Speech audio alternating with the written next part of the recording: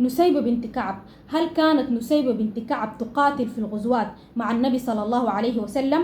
نسيبة بنت كعب بن عمرو بن عوف الأنصارية الخزرجية، أنصارية ما أنصارية السنة، يعني من أهل المدينة اللي نصروا النبي صلى الله عليه وسلم، وهي من أوائل أهل المدينة اللي دخلوا الإسلام. أخوها عبد الله بن كعب اللي شهد مع النبي صلى الله عليه وسلم المشاهد كلها، وعبد الرحمن بن كعب. كان في زمن النبي صلى الله عليه وسلم النساء بمرقن في الحروب للسقاية وإسعاف الجرحى، فنسيبة بنت كعب خرجت مع النبي صلى الله عليه وسلم في غزوة أحد. وكلكم عارفين اللي حصل في غزوة أحد، إنه الوضع كان صعب شديد على المسلمين، وفيها كسر رباعية النبي صلى الله عليه وسلم، وأيضا أشيع فيها قتل النبي صلى الله عليه وسلم. فنسيبة بنت كعب كانت من القلائل اللي ثبتوا دفاعا عن النبي صلى الله عليه وسلم، وقاتلت قتال شديد، وانطعنت في غزوة أحد 13 طعنة دفاعا عن النبي صلى الله عليه وسلم. وأيضا شاركت في غزوة خيبر وبنو قريظة. ونسيبة بنت كعب من اللي بايعوا النبي صلى الله عليه وسلم تحت الشجرة